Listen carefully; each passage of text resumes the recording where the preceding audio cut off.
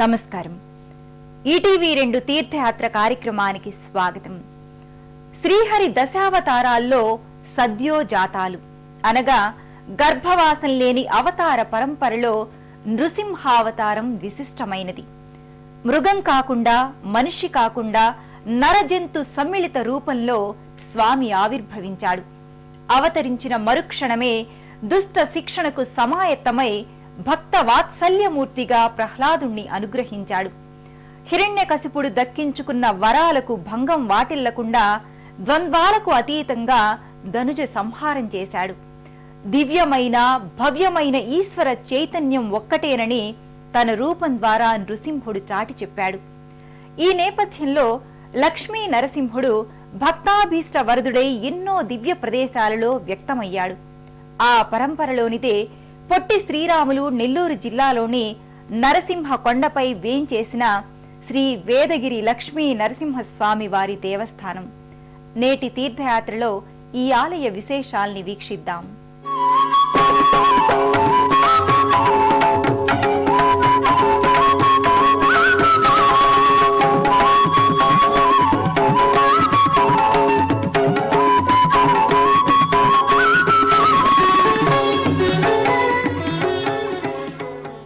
మన రాష్ట్రం నలుమూలల నృసింహధామాలు అలరారుతున్నాయి.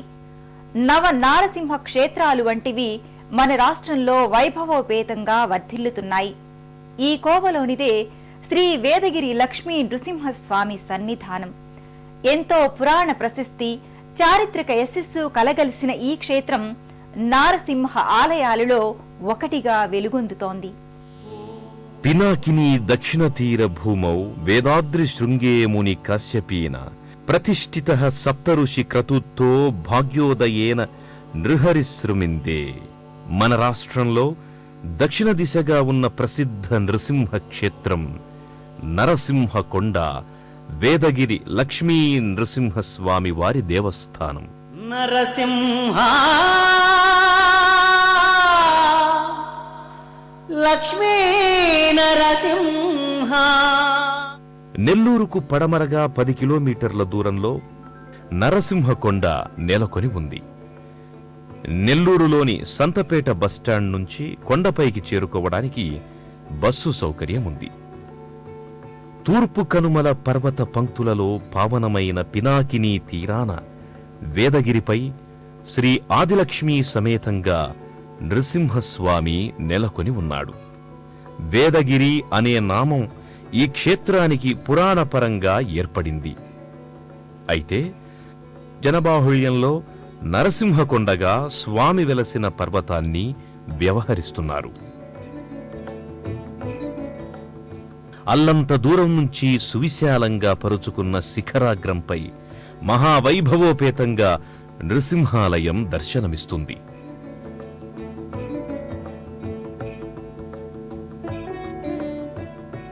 కొండ దిగువన ఆలయానికి సంబంధించిన స్వాగత తోరణముంటుంది. ఈ ద్వారం గుండా భక్తులు కొండపైకి చేరుకుంటారు. క్రీస్తు శకం 970-995 మధ్య కాలంలో నెల్లూరు సీమ పల్లవరాజుల అధీనంలో ఉంది. పల్లవరాజైన విక్రమసింహవర్మ నరసింహకొండపై స్వామికి ఆలయాన్ని నిర్మింపచేశాడు. పల్లవరాజుల రాజచిహ్నం సింహం. ఆ సింహాకృతియే తన విజయ సంకేతంగా భావించి నరసింహకొండపై లక్ష్మీ నరసింహస్వామికి దేవళాన్ని నిర్మింపచేశాడు. పల్లవుల శిల్పకళా వైభవం ఈ ఆలయంలో ఇప్పటికీ గోచరమవుతుంది. నరసింహకొండ ఆలయ ప్రాంగణం చేరగానే భక్తులకు దివ్యమైన అలౌకిక అనుభూతి సొంతమవుతుంది.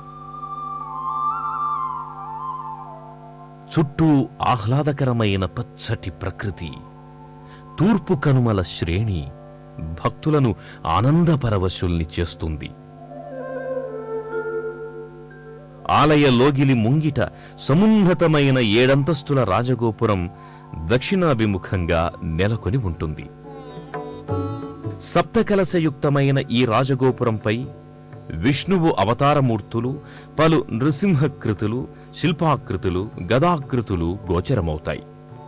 రెడ్డి రాజుల కాలంలో దాదాపు 550 సంవత్సరాల క్రితం ఈ రాజగోపురం నిర్మితమైంది.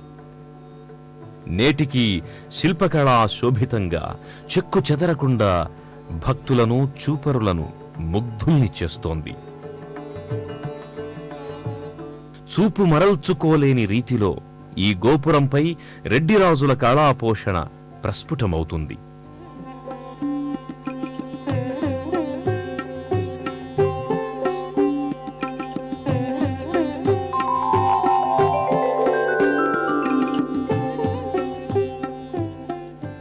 ఈ గోపురం గుండా భక్తులు ఆలయం లోగిలిలోకి చేరుకుంటారు.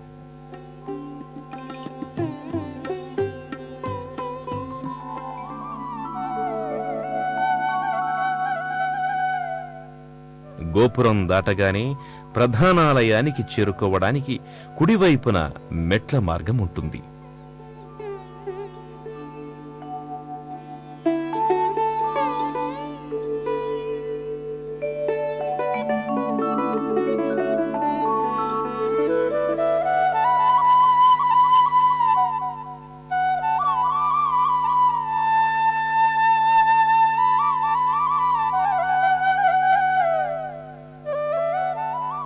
స్వామివారి విమాన శిఖర సమాంతరంగా సుమారు 40 అడుగుల ఎత్తున్న ధ్వజస్తంభముంటుంది.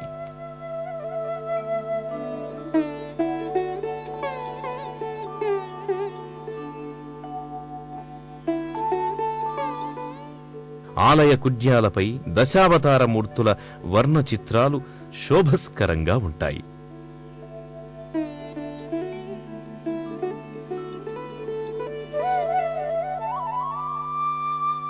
మెట్ల మార్గానికి ఇరువైపులా వీరాంజనేయ స్వామి, గరుత్మంతుల భారీ శిలాకృతులు వర్ణరంజితంగా భక్తులను ఆకట్టుకుంటాయి. ముఖమంటపం ముందు భాగంలో గణపతి ఆలయం ఉంటుంది.